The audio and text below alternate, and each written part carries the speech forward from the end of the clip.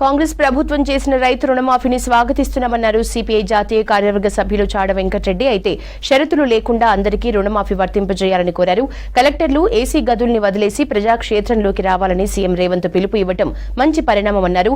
ప్రాణహిత చేవెళ్ల ప్రాజెక్టుకి జాతీయ హోదా కోసం పార్లమెంటు సమావేశాల్లో కేంద్ర మంత్రులు బండి సంజయ్, కిషన్ రెడ్డి మాట్లాడాలన్నారు.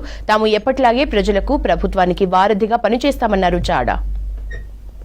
తెలంగాణకు చాలా అన్యాయం జరిగింది కాబట్టి హన్మకొండలో, కాజీపేటలో రైల్వే కోచ్ ఫ్యాక్టరీ, బయ్యారంలో ఉక్కు ఫ్యాక్టరీ, అలాగే గిరిజన యూనివర్సిటీ, ఇంకా వెనుకబడ్డ జిల్లాలకు ఆర్థిక సహాయం, ఇలాంటివన్నీ హామీలు ఇచ్చారు.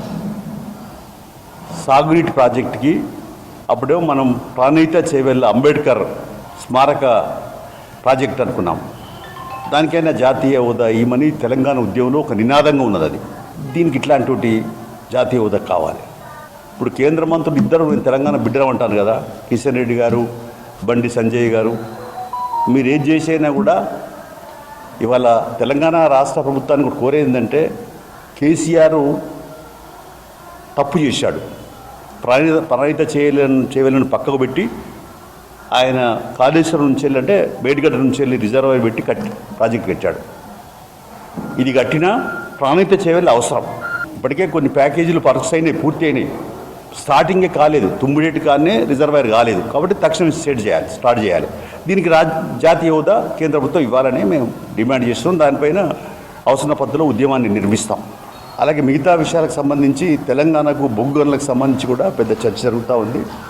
మోడీ కూడా మాట ఇచ్చాడు, మేము ఇటువంటి ప్రైవేట్ చేయమని. ఇప్పుడు దీని బొగ్గు గనులను వేలం పాడితే ప్రైవేట్ చేసినట్టే, అంటే పచ్చి అబద్ధాలు చేసి మాట్లాడినట్టు అవుతుంది.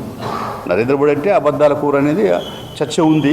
సరే, రైతు రుణమాఫీ 2 లక్షలు, అందులో 1 లక్ష వరకు ఇప్పుడు మొదటి విడతలో నిన్నటి నుంచి స్టార్ట్ అయినాయి.